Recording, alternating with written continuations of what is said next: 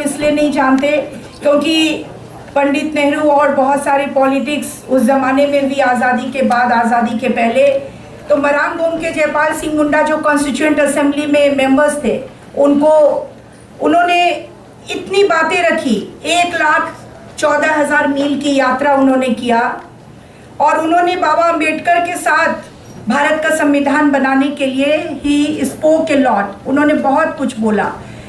ये all these are in constituent assembly debates, ये debates में है।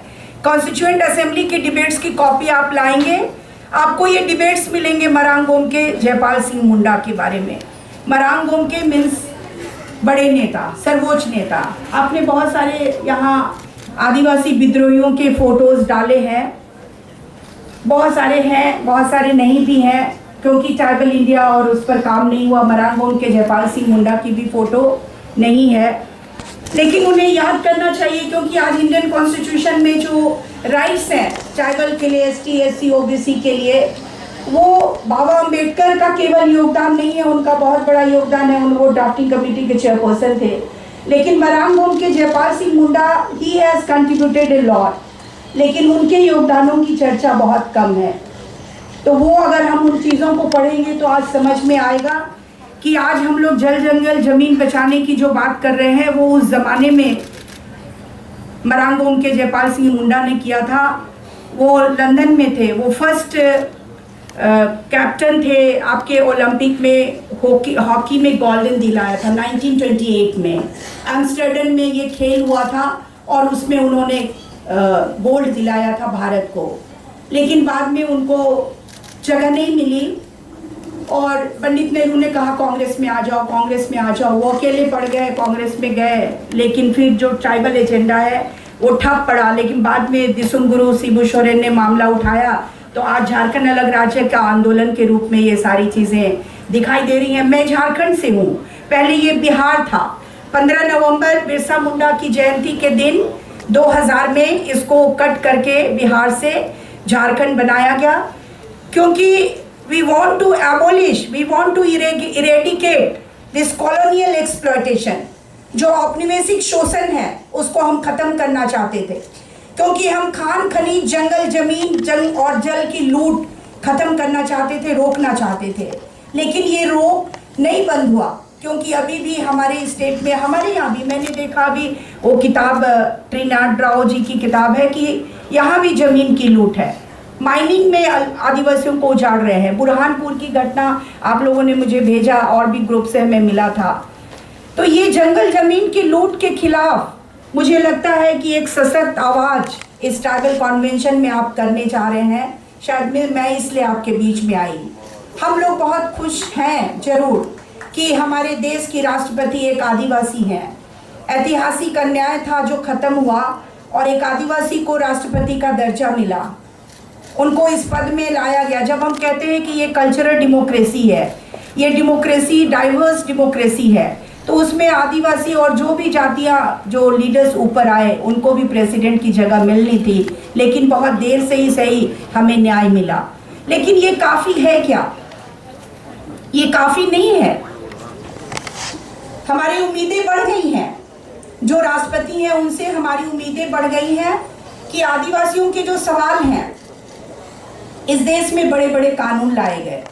आपके 2006 का जो लॉ आया है, जिसके बारे में आप ज़्यादा फोकस कर रहे हैं, आपने यहाँ लिखा है for protection our land, livelihood and identity, the scheduled tribe and other traditional forest trailers, recognition of forest rights act, अनुसूचित जनजाति एवं अन्य परंपरागत वन निवासियों के अधिकारों की मान्यता अधिनियम 2006।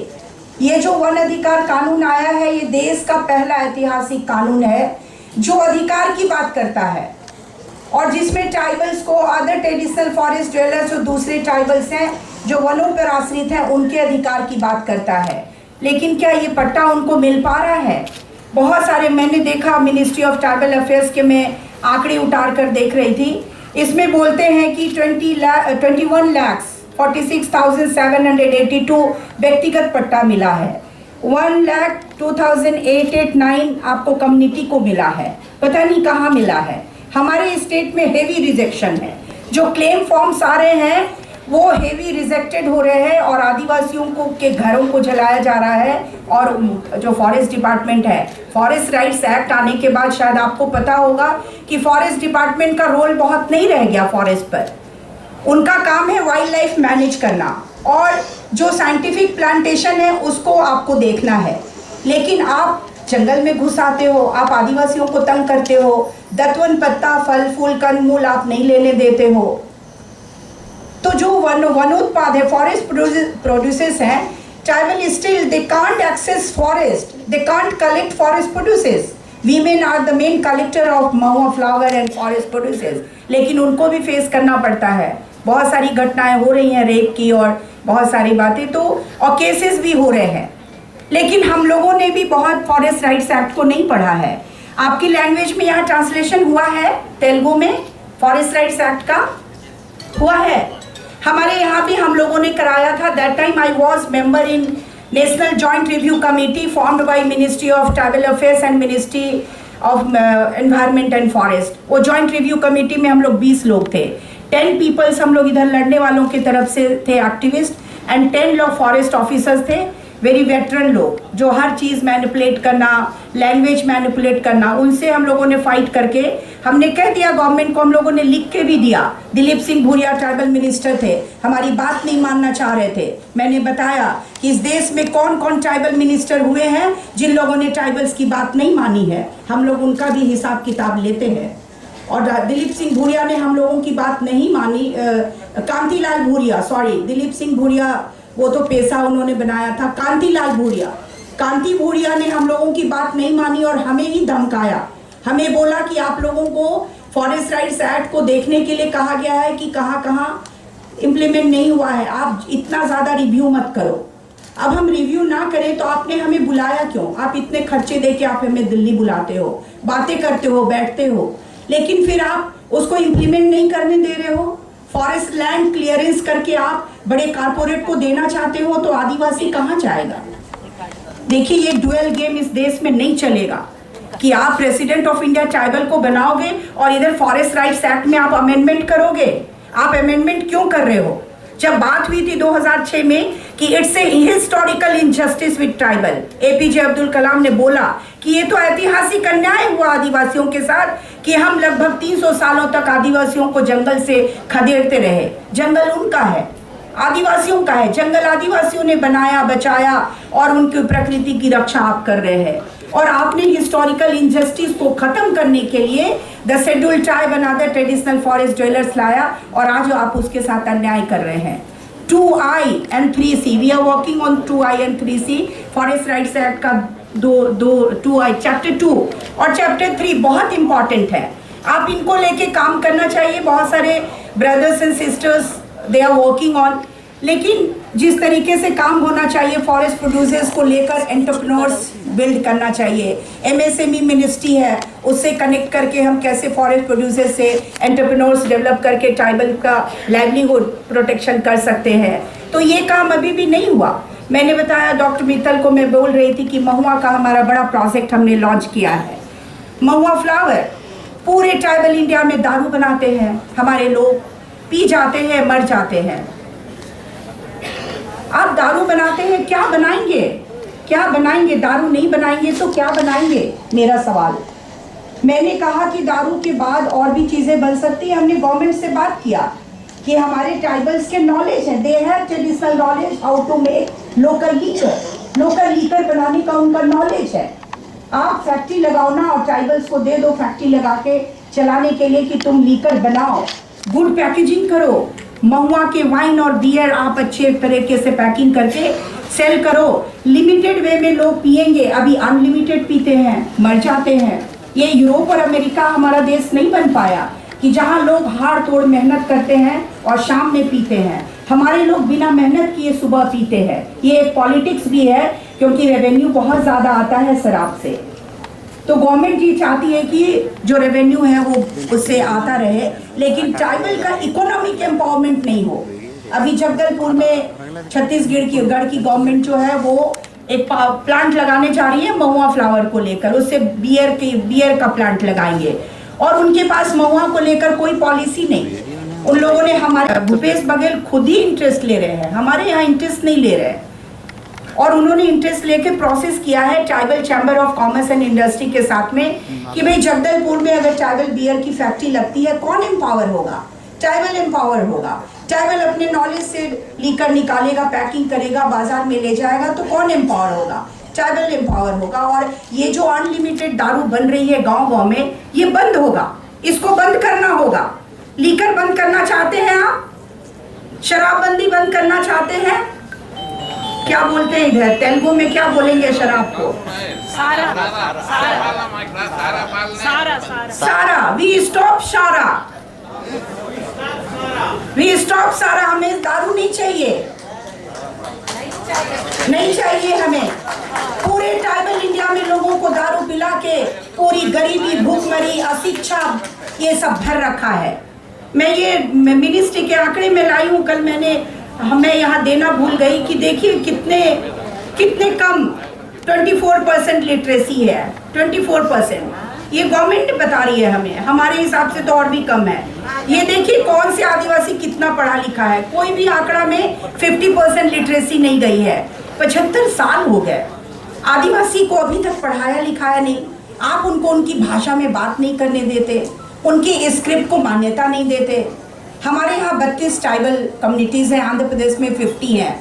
आप आदिवासी के डेवलपमेंट के लिए, उनके लैंग्वेज और कल्चर, लिटरेचर के डेवलपमेंट के लिए कोई एकेडमी आपने फॉर्म नहीं किया। तो हम ये भी चाहते हैं कि देखिए अगर ये बात दूर तक जाती है, आपके कन्वेंशन से अगर कुछ सीरियस चीज़ें निकल आती हैं, तो ट्राइबल लैंग्वेज एंड लिटरेचर की एकेडमी हमें चाहिए। All India tribal literary forum 2002 में हम लोगों ने बनाया और हम लोग 90 आदिवासी भाषाओं को सर्च किया जिसमें लिटरेचर है। Tribal writers are there, they are writing in your state. Gondi लोग हैं, बहुत लिखते हैं। गोंडी ट्राइबल्स लॉन्ग लिस्ट है हमारे पास एपी की, and they are writing their literature, but it's not recognised. कौन करेगा रिकॉग्निशन? तो आपकी फाइट स्किल इसलिए है, तो हम इसलिए यहाँ आए हैं। हम इसलिए आए क्योंकि हमारा एजेंडा बहुत क्लियर कट है। हम मेन स्ट्रीमिंग के पार्ट नहीं हो सकते। जो लोग मेन स्ट्रीमिंग के पार्ट हो गए हैं, आप उनको देखिए कि किस तरीके से पूरा शहर जल रहा है। 40 डिग्री, 50 डिग्री, 45 डिग्री जो टेम्परेचर्स हैं। आपने ऐसी दुनिया बनाई है, डेवलपमेंट के ये मॉडल्स आपने लाए हैं।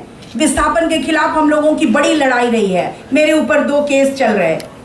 एक केस अभी सीएम ने ख़त्म करा है नगड़ी थाना का, एक केस आपका नेतरहाट का कुछ पता नहीं चल रहा है, ख़त्म हुआ क्योंकि डेट्स तो लग रहे। और वहाँ मिलिट्री की फायरिंग रेंज बननी थी। लगभग 3 लाख उरांव आदिवासी, बिरहोर, असुर अगाड़िया, पढ़ैया, ये सब प्रीमिटिव ट्राइबल ग्रुप्स हैं, ये खत्म हो जाते।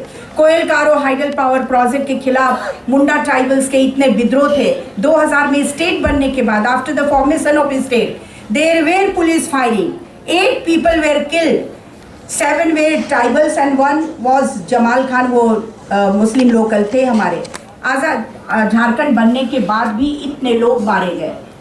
लेकिन कोयल कारो के कैंसिलेशन का अनाउंसमेंट अभी तक गवर्नमेंट ने नहीं करा है। आप बताइए हम क्यों लैंड दें आपको? आप हमारे डेवलपमेंट की क्या प्लानिंग कर रहे हैं? 75 सालों में 10 करोड़ से ज़्यादा लोग डिस्प्लेस्ड हो गए। 80% उसमें ट्राइबल हैं, 20% एसटी, ओबीसी और एससी हैं। अदर कम्युनिटी, मुस्लिम कम्युनिटी भी है 20%, but 80% tribal people, they were uprooted during this 75 years of independence. लेकिन आपने रिहैबिलिटेशन एंड रिसेटलमेंट का क्या प्लान किया? जब कांग्रेस को ये बात समझ में आई, जो ग्रामीण विकास मंत्री थे जयराम रमेश साहब, उनके साथ हम लोगों ने मीटिंग लगाई कि भाई आप देश को कहाँ ले जा रहे हो? कॉन्स्टिट्यूशन में वेलफेयर, इक्वलिटी, समतावादी, समाजवादी देश बनाने का सपना है, और आप आदिवासियों को उजाड़ कर कीड़े मकोड़ों की तरफ फेंक रहे हो। उनके पास एजुकेशन नहीं, पीने का पानी नहीं, मलेरिया से मर रहे। मलेरिया, मच्छर, फ्रेंड्स, मच्छर आज तक हमने नहीं मारा ट्राइबल एरिया में। मलेरिया से लोग, लाखों लोग मरते हैं। नोवेल कोरोना वायरस में तो हमारे देश में कितने 5 लाख या कुछ लोग मरे ना, 5-6 लाख। हर साल ट्राइबल इंडिया में 1.5 लाख 2 लाख लोग, ट्राइबल लोग जो है मलेरिया से मरते हैं। कभी यूएन क्राई हुआ? नहीं हुआ, क्योंकि मलेरिया एंड मच्छर हम उनको एजेंडा ही नहीं मानते। But money, there is money, health budget, doctor is here, doctor Ramakrishna यहाँ पर है जो तेलंगाना में है।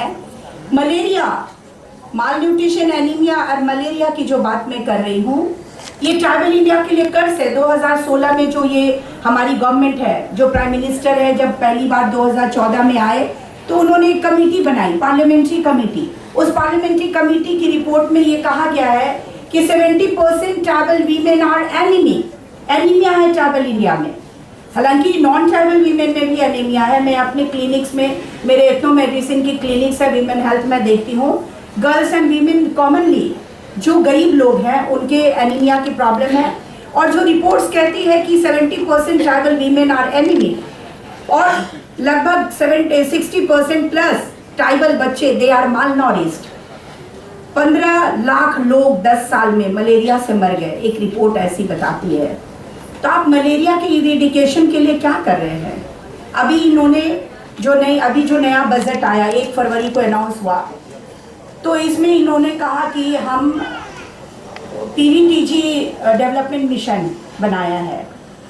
बहुत ही स्वागत योग्य कदम है, लेकिन पीवीटीजी डेवलपमेंट मिशन जो प्राइम मिनिस्टर ने अनाउंस किया, पता नहीं 5 करोड़ है, 10 करोड़ है, और पीवीटीजी ग्रुप पर हम बात ही नहीं कर पाते।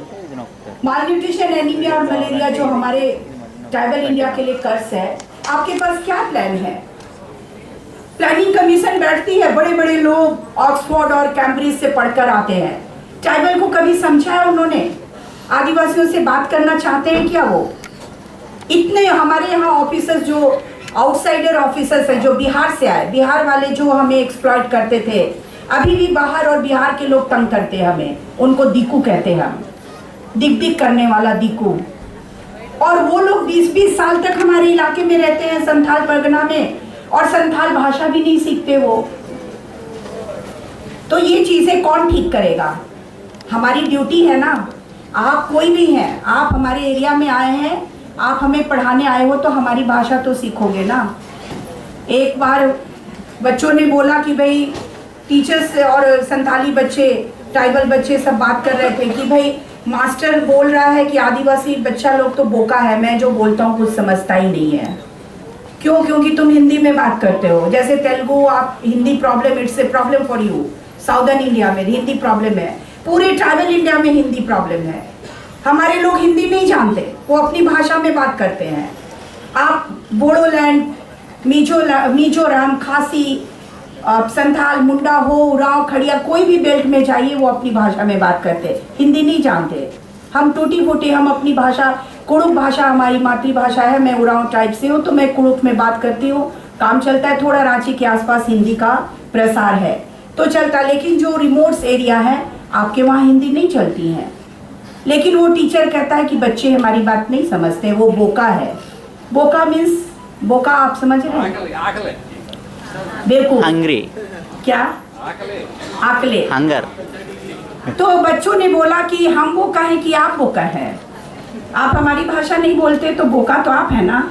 आप हमारे एरिया में आए हैं, आपको हमारे से बात करना है, हमारी भाषा सीखना है, हमारे कल्चर जानना है। और ये सब जो सीन क्रिएट हो रहे हैं पूरे ट्राइबल इंडिया में, और एनसीईआरटी के आप कैरिकुलम्स देखिए, सिलेबस देखिए, कौन बनाता है ये?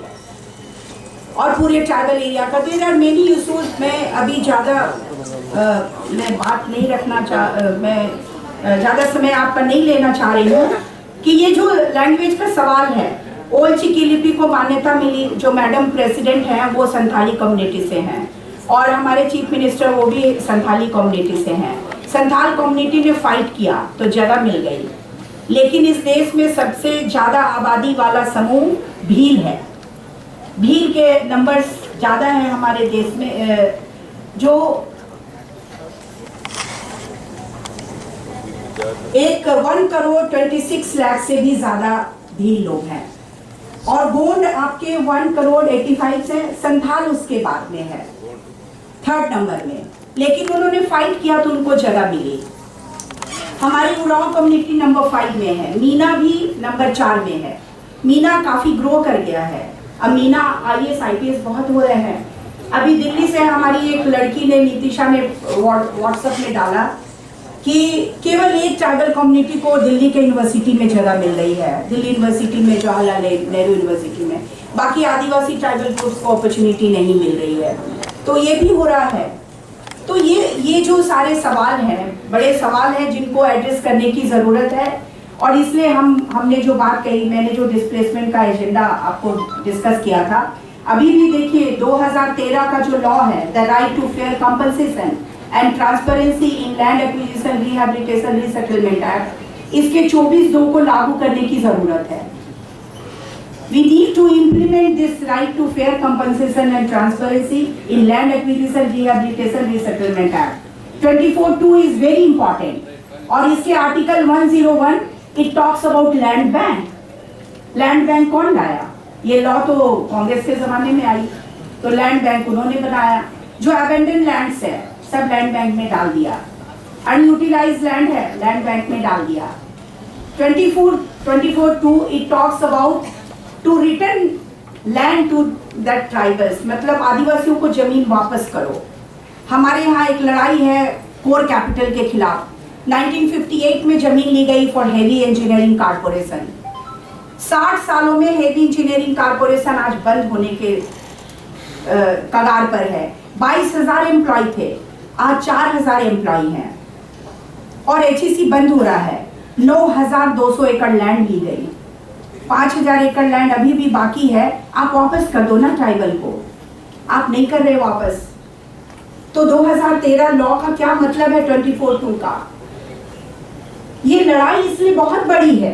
आप ट्राइबल कॉन्वेंशन, हमें बहुत रोमांटिसिज्म आता है ट्राइबल्स के बारे में बात करते हुए, लेकिन ट्राइबल्स का एजेंडा इतना आसान और इतना साधारण नहीं है।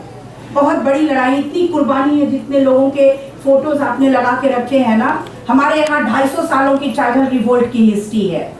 इतने विद्रोह हुए, इतने रक्तपात हुए, तब जाके जमीन और जंगल बचा। और आज यूनाइटेड नेशंस बोल रहा है कि जंगल बचाओ, जंगल बचाओ। बिरसा मुंडा तो 250 साल से जंगल बचा रहा था और आपने उसको जहर दे के मार डाला। और आज आप ग्लोबल वार्मिंग हो रहा है तो आप जंगल बचाने की बात कर रहे हैं। हमारे लोगों ने तो पहले ही मैसेज किया, उनकी फिलॉसफी थी कि भाई जंगल बचाना है, जंगल से आप जीते हो, जंगल आपकी रक्षा करता है, मेरी रक्षा करता है, जंगल को आपको बचाना है। आज जंगल बचाओ, पेड़ लगाओ, पर पेड़ 200 रुपए गवर्नमेंट बांट रही है कि जंगल लगाओ, गर्मी से हम मर रहे हैं। तो ट्राइबल फिलॉसफी को आपने जगह दी क्या? 2013 का लॉ आप लागू नहीं कर रहे हो, उसमें 24(2) को मोदी गवर्नमेंट ने रोक दिया। 24(2) में हम लोग जमीन वापसी की बात लेकर हम सुप्रीम कोर्ट तक गए और लड़ाई लड़ी कि भाई इसमें कहा गया है कि जो जमीन का पहले अधिग्रहण हुआ है वो अधिग्रहण shall be deemed to have lapsed बोलता है 24(2) में कि ये स्वतः ऑटोमेटिकली ये रद्द हो गया। जब ऑटोमेटिकली ये रद्द हो गया तो आप आदिवासी को जमीन वापस करो ना। आप आदिवासी को जमीन वापस नहीं कर रहे हो। आप अडानी को, अंबानी को जमीन देना चाहते हो, आप दे दो ना। जहाँ पर कोई पॉपुलेशन नहीं है, कोई फॉरेस्ट नहीं है, कोई खुली जगह है जहाँ पे आबादी नहीं है, आप वो जगह दे दो ना। आप क्यों ऐसे जगह में आना चाहते हो जहाँ ट्राइबल्स हैं और जहाँ पॉपुलेशन है, माइंस है, मिनरल्स है, रिसोर्सेज है, जंगल है, जमीन है, जल है, आप वही जगह पे आना चाहते हो? तो ये मनमानी तो नहीं चल सकती है। ट्राइबल के डेवलपमेंट का प्लान लाना होगा। अडानी और अंबानी ने कितना ट्राइबल डेवलपमेंट किया है, आप उनको जमीन देना चाहते हो? तो ये नहीं चलने वाला है। 2013 का लॉ लागू करना पड़ेगा आपको। और जो इन्होंने रोक लगा रखी है, सुप्रीम कोर्ट के 5 जजों की बेंच को बैठा दिया है और कहा है कि 24(2) में जितने भी लैंड वापसी के केसेस आएंगे आप मत सुनो और स्टॉप करो। ये सर्कुलर है हमारे पास में कि उसको सुनना नहीं है। ये हिस्टोरिकल इनजस्टिस नहीं है क्या कि आप जमीन जो ली गई थी जबरदस्ती, जो हिस्ट्री है मेरी तो विस्थापन पर PhD है, जो किताब हमने लिखा है वो किन्हीं ने मांगा कि वो बुक हमें चाहिए, मैं एक कॉपी लाई हूँ। तो ये विस्थापन के पूरे इतिहास 10 करोड़ से ज़्यादा लोग उजाड़े गए। आपने पुनर्वास का एक प्रावधान भी लाया 2013 में कि बिना लोगों को पुनर्वास किए आप उजाड़ोगे नहीं, लेकिन ऐसा नहीं हो रहा है। आप पहले उजाड़ने की बात करते हो, फिर कहते हो कि उधर बसाएंगे, उधर बसाएंगे। इतने सालों को, इतने लोगों को इतने सालों से उजाड़ा तो बसाया कहाँ? ट्राइबल एक बार उजड़ा है फिर कभी बस नहीं सका। उनके कस्टम, उनके कल्चर, उनके लैंग्वेज का जो कम्युनिटी कल्चर और कस्टम में बोलते हैं वो सब खत्म। तो डेवलपमेंट पे डिबेट चाहिए हमें। हम डेवलपमेंट पे डिबेट करना चाहते हैं। हम इसलिए आपके बीच में आए हैं, ट्राइबल कॉन्वेंशन में हम आए हैं कि आपके साथ जो हमारे भाई बहन हैं जो ट्राइबल्स के बीच काम कर रहे हैं, कोई भी है लेकिन आदिवासी से प्यार करते आप ना, तो आप आदिवासियों के बीच में काम कर रहे हैं। मैं ऐसे लोगों को ही तो ढूंढ रही पूरे देश में कि कौन लोग हैं जो आदिवासियों के बीच काम करते, मैं उनसे मिलूं, बात करूं, कितना जीवन आपने बचाया, कितने लोगों को जिंदगी दी, उनकी लड़ाइयों पे साथ दे रहे, वो लड़ नहीं पाते, आप उनकी अगुवाई करते। तो आप ट्राइबल डेवलपमेंट पे डिबेट जो हम करना चाहते हैं वो आपके माध्यम से हम कर सकते हैं कि हम डेवलपमेंट का एक ऐसा मॉडल लाएं जिसमें कोई डिस्प्लेसमेंट नहीं होगा। विदाउट डिस्प्लेसमेंट डेवलपमेंट मॉडल्स हम लाएं, और ऐसा हम कर सकते हैं। हम लोगों ने छोटे छोटे मॉडल्स का बात किया है कि जो मिनी पावर प्रोजेक्ट्स हैं वो आप लाइए तो एक गांव या कोई भी गांव नहीं उछड़े। ऐसा हो सकता है क्या? Is it possible? Without displacement development we can introduce development model.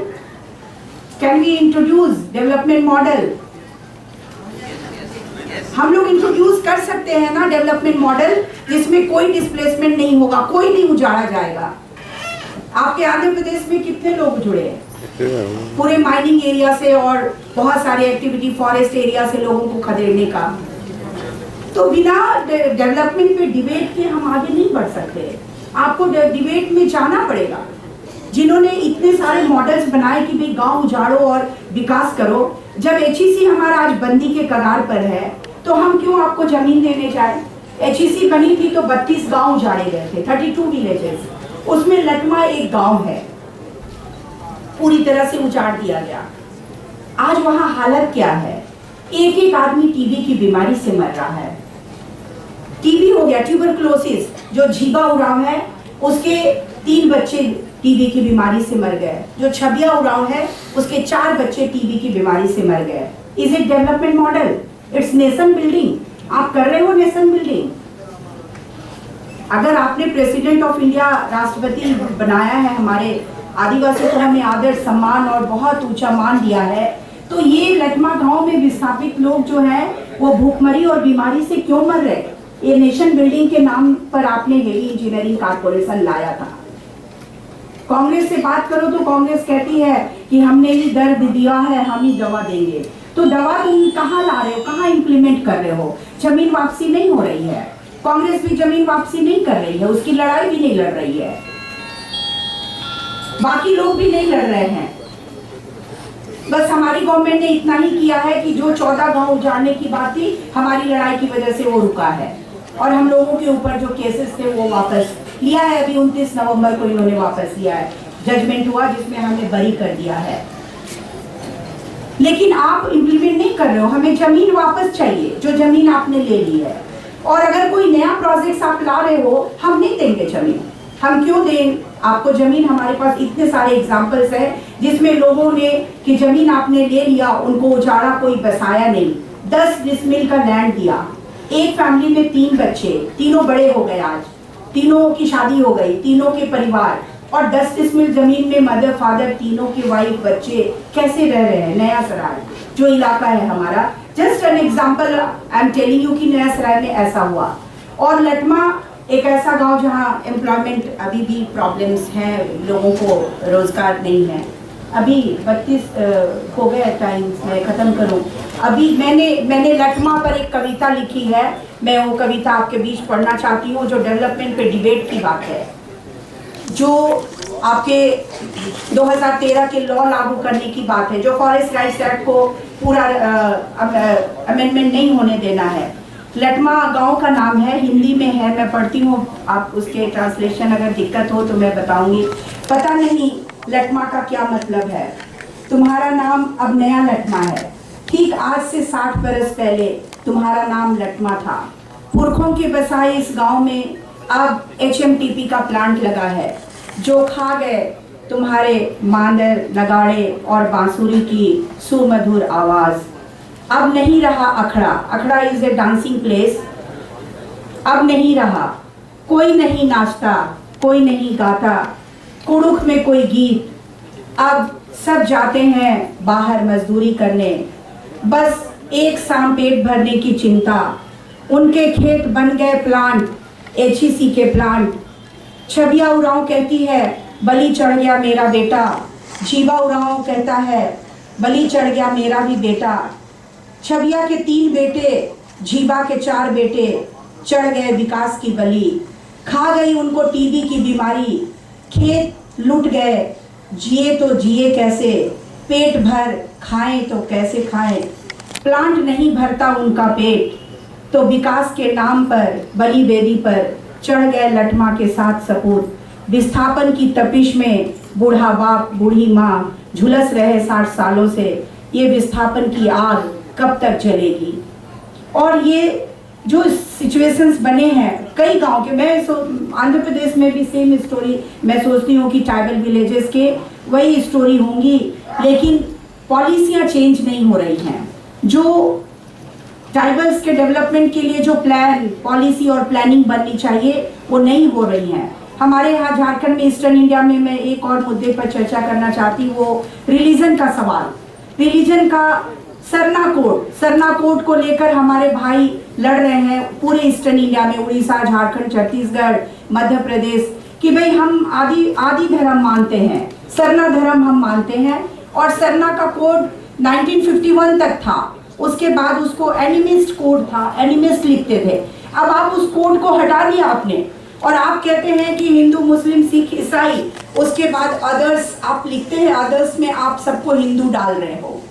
कितने हमारे स्टेट में 33 लाख लोग हिंदू कन्वर्ट हो गए, और भी जगहों पे कन्वर्ट हुए होंगे। लेकिन ये जो कन्वर्सन है, तो ठीक है, भारत के संविधान में आपको पूरी राइट्स है कि आप कौन से रिलीजन मानते हो, उसको मानने का आपको पूरा हक है।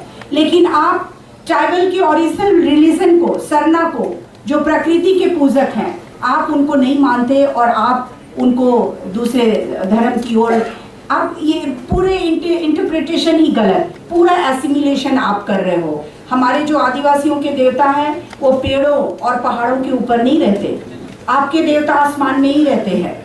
तो ये डिफरेंसेस हमारी फिलॉसफी को समझना, हम प्रकृति के साथ उतना ही प्यार करते, प्रकृति से उतना ही लेते जितनी हमारी ज़रूरत है, हमारी नीड है, हम ग्रीड में नहीं जाते।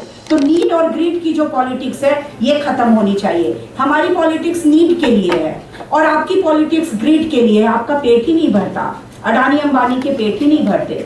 देश का सबसे, पूरे वर्ल्ड का सबसे अमीर आदमी बनाने की जो पॉलिटिक्स चल रही है, उसमें आम आदमी और आदिवासी कहाँ है, ये सोचना पड़ेगा। और इसलिए मैं चाहती हूँ कि ये जो सरना कोड का रिलीजन का मामला भी है, ये बहुत ही इम्पोर्टेंट रूप से ट्राइबल कन्वेंशन में आना चाहिए। ये ठीक बात है कि मुझे लोगों ने बोला था कि आप जा रहे हो ना, सब लाल सलाम वाले लोग हैं। मैंने कहा लाल सलाम वाले ही लड़ते हैं और वही लोग आदिवासी मजदूरों की बात करते हैं।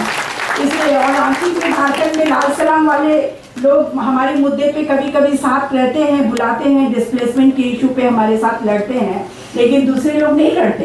तो हम कह रहे हैं कि लाल सलाम वाले ही हमारे आदिवासियों के असली दोस्त है, वही आदिवासियों के बंधु हैं। हमारे डॉक्टर रामदयाल मुंडा थे, हमारे रांची यूनिवर्सिटी के वाइस चांसलर, बाद में राज्यसभा के मेंबर हो गए। वो कहते थे कि जो लोग महाश्वेता देवी, BD शर्मा जिन्होंने लड़ाई लड़ी, वो आदिवासी बंधु हैं हमारे, हम उनको कैसे छोड़ दें? उनके बिना तो आदिवासी चल ही नहीं सकता।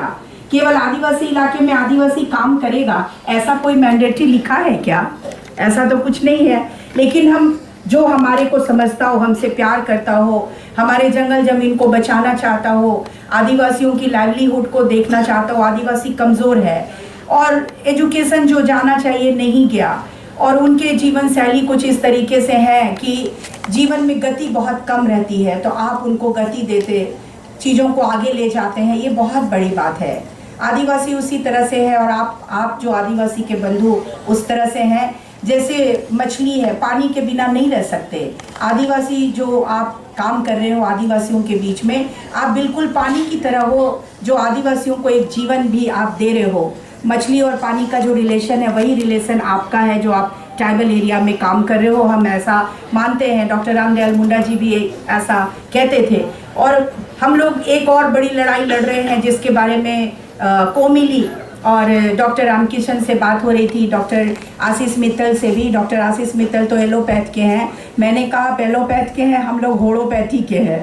होड़ो मीन्स ह्यूमन हमारी भाषा में, और पैथी हमारी जो मेडिकल केयर सिस्टम है, हम जड़ी बूटियों से इलाज करते हैं। आफ्टर नोवेल कोरोना वायरस 2020 में जो नोवेल कोरोना वायरस आया और नोवेल कोरोना वायरस के आने के बाद इतने लोग मरे, कौन नहीं मरा? आदिवासी नहीं मरा। आदिवासी गांव में या दूसरे गांव में भी कोई नहीं मरा। क्यों नहीं मरा? क्यों नहीं मरा? Immunity and nature friendly. हम नेचर के साथ जीते हैं। हम प्रोसेस्ड फूड नहीं खाते। हम पेड़ पौधे चुनते हैं, कंदमूल लाते हैं, वही बनाते हैं, वही खाते हैं। हमारे जो यंग लोगों की टीम है, उन्होंने कहा कि आप अपने विशाखापत्तनम के तेलुगु फ्रेंड्स के लिए ये ले जाइए। ये इम्यूनिटी बढ़ाता है, इसको ओमे कहते हैं और ये बहुत सुंदर लाल फल है। आते हुए थोड़ा स्पॉइल हो गया। ये ओमे है, आउट ऑफ लेबोरेटरी है। ये इंडिजिनस सिस्टम ऑफ मेडिसिन का पार्ट है और इससे हमारी इम्यून सही रहती है। आयरन है, प्रोटीन है, लेकिन ये लेबोरेटरी में नहीं है क्योंकि आप ट्राइबल एरिया में लेबोरेटरी नहीं देना चाहते। जो हमारे बैच हैं, traditional tribal medicine main and women, जो हमारे प्रैक्टिशनर हैं, हजारों की संख्या में है। Homeopathy ethno medicine doctors association of India, मैं जनरल सेक्रेटरी हूँ। हमारे पीपी हेम्ब्रम साहब हैं, अध्यक्ष हैं और वो एथनो मेडिसिन में उनको इंडिया में टॉप 10 में गिना जाता है कि उन्होंने एथनो बॉटनी और एथनो मेडिसिन जो 16 कल्चर्स है उसके पार्ट है। तो वो हमारे अध्यक्ष और हम लोग एथनो मेडिसिन के प्रमोशन का काम कर रहे हैं।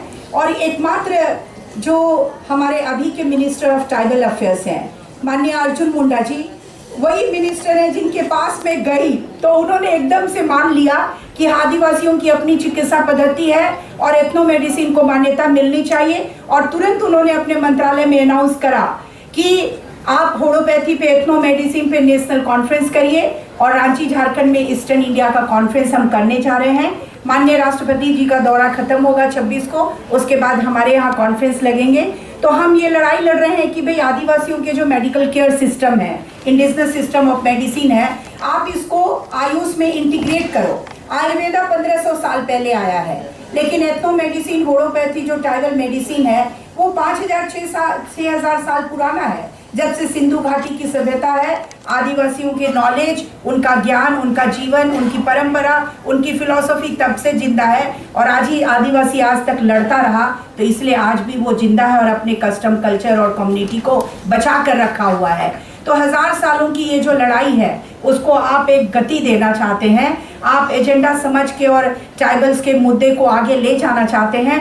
हम इसलिए आपके बीच में आए हैं कि ये लड़ाई यहाँ रुकनी नहीं चाहिए, ये लड़ाई दिल्ली तक जानी चाहिए और उन लोगों के कानों तक पहुंचनी चाहिए जो लोग कॉरपोरेट्स की वकालत करते हैं, जो एंटी ट्राइबल्स पॉलिसी बनाते हैं, जो आदिवासियों को हक देना नहीं चाहते लेकिन नाम के नेशनल लॉ लाकर बना रखा है। हम उनके खिलाफ लड़ना चाहते हैं। इसलिए हम लोगों को, मैं आज कहना चाहती हूँ आप सबों के परमिशन से कि जॉइंट एक्शन कमेटी, आप लोगों ने इतने एफर्ट्स लगाए, एक एक कार्यकर्ताओं का इतना खून और पसीना आप लोगों ने बहाया है पूरे कॉन्फ्रेंस को ऑर्गेनाइज करने में। नेशनल ट्राइबल पॉलिसी अनाउंस होना चाहिए इस देश में। इस देश की राष्ट्रपति आदिवासी है, ताकि आदिवासियों के जंगल, जमीन और जल की लूट को हम लोग रोक सकें और आदिवासियों को व्यापार में ला सकें और आदिवासियों को मुख्य धारा, जो उनकी मुख्य धारा है, उस मुख्य धारा में हम उनको जोड़ सके। इसलिए हमें राष्ट्रीय जनजातीय नीति पर कुछ काम हम लोगों ने किया था 2005-6 में और एक ड्राफ्ट रेडी है, उसमें अभी भी काम बहुत बाकी है। लेकिन ये जो गवर्नमेंट है, अगर हमारे माननीय honourable minister of tribal affairs हमारी बात मान ले, हम लोग जाएंगे डेलीगेशन में तो हम नेशनल ट्राइबल पॉलिसी के लिए उनसे बात करेंगे। वो बहुत ही हम्बल हैं, बहुत ही विनम्र मिनिस्टर हैं, बहुत बातें गंभीरता से सुनते हैं और एक एक चीज़ बहुत अच्छे से डिसाइड करते हैं। हमारे इलाके में जब झारखंड अलग राज्य का आंदोलन चल रहा था, वो लड़ रहे थे, वो उस समय झारखंड मुक्ति मोर्चा में थे और मैं जर्नलिस्ट थी, मैं रिपोर्टिंग करती थी। उस ज़माने से मैं उनकी गतिविधियों को देख रही हूँ और उनको मैं जानती हूँ। तो उन्होंने हमारी बात को सुना और इसके पहले के जितने भी ट्राइबल मिनिस्टर थे, किसी ने मेरी बात नहीं सुनी। कोई नहीं मानता कि ये जो एथनो मेडिसिन है, ट्राइबल मेडिसिन है, ये आदिवासी अपनी जड़ी बूटी चिकित्सा पद्धति को इस्तेमाल करते हैं और बचते हैं, रहते हैं। आयुर्वेदा के पास में होगा 1200 प्लांट होगा, हमारे पास 50,000 प्लांट है और सारे के सारे मैक्सिमम 20,000-30,000 प्लांट तो आउट ऑफ लेबोरेटरी हैं। अभी डॉक्टर साहब ने बोला हम लोग अपना बनाएंगे, अपनी लेबोरेटरी बनाएंगे। जो हमारे ट्राइबल बैट्स हैं, जो दवा बनाते हैं, इलाज करते हैं, उनकी दवाओं का वैलिडेशन हम उस लेबोरेटरी में करेंगे और हम अपने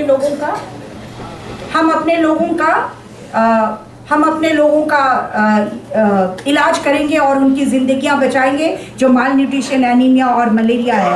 आप लोगों ने समय दिया, मुझे बुलाया, बहुत बहुत धन्यवाद, जोहार। और ये लड़ाई आगे जाएगी। ओते आबुआ, वीर आबुआ, दिसुम आबुआ, ओते आबुआ, वीर आबुआ, दिसुम आबुआ, जोहार। हमारा है,